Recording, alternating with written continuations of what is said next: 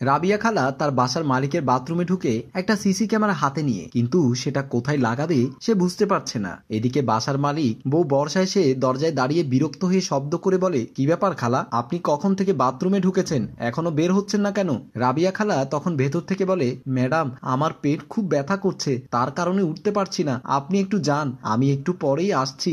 বর্ষার এভাবে ডাক শুনে তার স্বামী পাবেল বাথরুমের সামনে এসে বলে, বর্ষা কি হয়েছে, তুমি এভাবে ডাকছো কেন খালাকে? বর্ষা তখন বলে, দেখো না পাবেল, কখন থেকে দাঁড়িয়ে আছি গোসল করতে যাব বলে, কিন্তু খালা সে যে বাথরুমে ঢুকেছে আর বের হওয়ার কোনো নামই নেই। পাবেল তখন বলল, একটু অপেক্ষা করো, বয়স্ক মানুষ তো, তাই হয়তো একটু সময় লাগছে, চলে আসবে। আচ্ছা আমি গেলাম, এই বলে পাবেল তার কাজে চলে যায়। রাবিয়া খালা সিসি ক্যামেরাটা কোন রকম বেসিনের কাছে রেখে তাড়াহুড়ো করে বাথরুম থেকে বের হয়ে যায়, আর বর্ষাও তাড়াহুড়ো করে বাথরুমে ঢুকে পড়ে। বর্ষা বাথরুমে গিয়ে গোসল করার নাম করে তার বয়ফ্রেন্ডের সাথে কথা বলতে যাবে, ঠিক তখনই দেখতে পায় যে বেসিনের গ্লাসের এক পাশে ছোট্ট একটা সিসি ক্যামেরা লাগানো। বর্ষা তখন ভয়ে ভয়ে ক্যামেরায় হাত লাগিয়ে বলে, তাহলে রাবিয়া খালা এতক্ষণ বাথরুমে থেকে এই সিসি ক্যামেরা লাগিয়ে গেছে আমাকে পাভেলের কাছে ধরিয়ে দেওয়ার জন্য।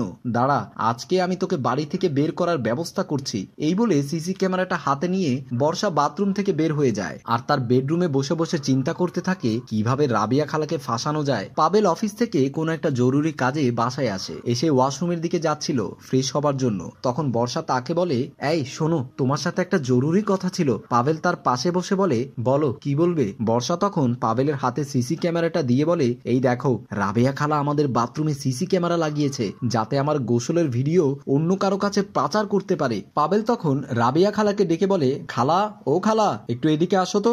রাবেয়া খালা তাদের কামরায় আসলো। পাবেল বলে, ছি ছি খালা, তুমি আমাদের এত বিশ্বস্ত হয়ে আমাদের পেছনে ছুরি মারতে উঠে পড়ে লেগেছো। তুমি আমাদের বাথরুমে কি করে সিসি ক্যামেরা লাগিয়েছো? রাবেয়া খালা বলে, না না, আমি তো লাগাইনি সিসি ক্যামেরাটা। পাবেল তখন বলল, তুমি যদি না লাগাও তাহলে কে লাগিয়েছে? আমি। বর্ষা তখন বলে, তুমি এক্ষুনি এই খালাকে আমার বাড়ি থেকে বের করবে, আমার এইরকম কাজের বুয়ার দরকার নেই। পাবেল তখন রাবিয়া খালার হাতে কিছু টাকা ধরিয়ে দিয়ে তাকে বাড়ি থেকে বের করে দেয়। পাবেল অফিসে যাওয়ার জন্য রেডি হয়ে আসে, আর বর্ষাকে বুকে জড়িয়ে ধরে বলে, তুমি মন খারাপ করো না, আমি তোমার জন্য নতুন আরেকটা কাজের মেয়ে নিয়ে আসবো। বর্ষা তখন বলে, ঠিক আছে, তুমি অফিসে যাও, আর আমার জন্য চিন্তা করো না, যদি দুপুরে বাড়িতে আসো তাহলে আমার কাছে ফোন দিয়ে বলবে, আমি তোমার জন্য স্পেশাল রান্না করে রাখবো। পাবেল তখন বলল, ঠিক আছে, আমি তাহলে আসি। পাবেল চলে যেতেই বর্ষা তার বয়ফ্রেন্ড আরমানের কাছে ফোন দেয়। আরমান ফোন রিসিভ করে বলে, তুমি এক্ষুনি আমার বাসায় চলে আসো, আজকে বাসায় কেউ নেই, পুরো ঘর ফাঁকা। আরমান তখন বলল, ঠিক আছে, আমি এক্ষুনি আসছি। কিছুক্ষণ পর দরজায় কলিং বেল বাজলে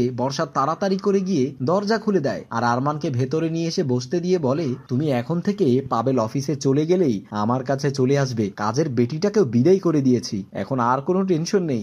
বিশ্বাস করো, আমার তোমাকে ছাড়া থাকতে একদম ভালো লাগে না, আর পাভেল আমার কাছে আসলেই আমার দম বন্ধ হয়ে আসে। আরমান তখন জড়িয়ে ধরে বলে, তুমি কোনো চিন্তা করো না, আমি তোমার আছি, তোমারই থাকবো। তাদের এই কথার মাঝখানে হঠাৎ পাভেল চলে আসে, আর পর্দার আড়াল থেকে সব দেখতে থাকে। বর্ষা যখনই আরমানকে জড়িয়ে ধরতে যাবে, ঠিক তখনই হাতে তালি দিতে দিতেই পাভেল পর্দার আড়াল থেকে বের হয়ে আসে। বর্ষা তখন ভয় পেয়ে যায় আর বলে, পাভেল, তুমি না মাত্র অফিসে গেলে, আবার চলে আসলে কেন? পাভেল তখন বলে, বর্ষা, তুমি কি করে ভাবলে আমি রাবিয়া খালাকে অবিশ্বাস করব?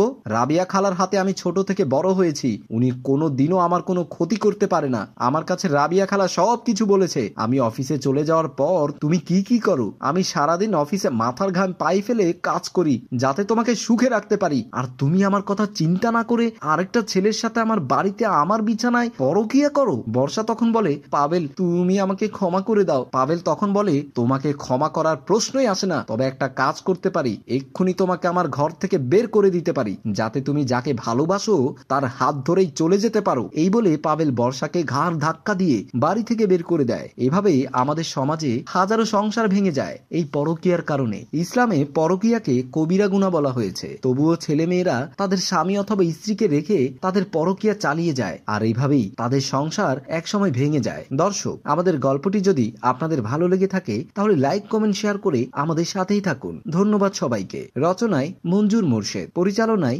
রেজাউল কবির চৌধুরী।